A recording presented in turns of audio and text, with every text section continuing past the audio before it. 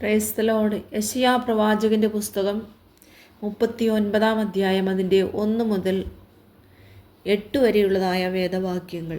ആ കാലത്ത് ബലദാൻ്റെ മകനായ മൊർദെഖാ ബലദാൻ എന്ന ബാബേൽ രാജാവ് ഹിസ്കിയാവിന് രോഗം പിടിച്ചിട്ട് സുഖമായി എന്ന് കേട്ടതുകൊണ്ട് അവന് എഴുത്തും സമ്മാനവും കൊടുത്തയച്ചു.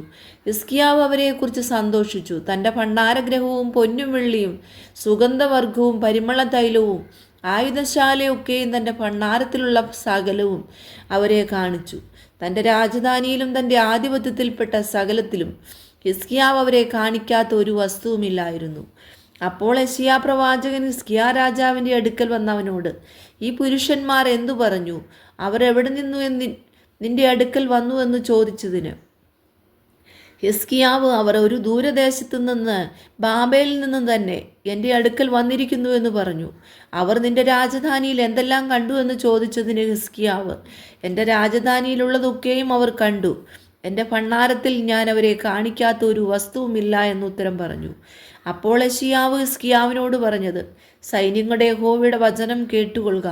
നിന്റെ രാജധാനിയിലുള്ളതൊക്കെയും നിന്റെ പിതാക്കന്മാർ ഇന്നുവരെ ശേഖരിച്ചു വെച്ചിട്ടുള്ളതും ഒട്ടൊഴിയാതെ ബാബേലിലേക്ക് എടുത്തുകൊണ്ടുപോകുന്ന കാലം വരുന്നു. നീ ജനിച്ചവരായി നിന്നിൽ നിന്ന് ഉത്ഭവിക്കുന്ന നിന്റെ പുത്രന്മാരിലും ചിലരെ അവർ കൊണ്ടുപോകും.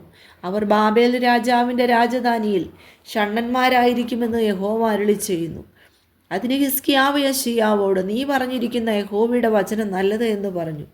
എങ്കിലും എൻ്റെ ജീവകാലത്ത് സമാധാനവും സത്യവും ഉണ്ടായിരിക്കുമല്ലോ എന്നും അവൻ പറഞ്ഞു.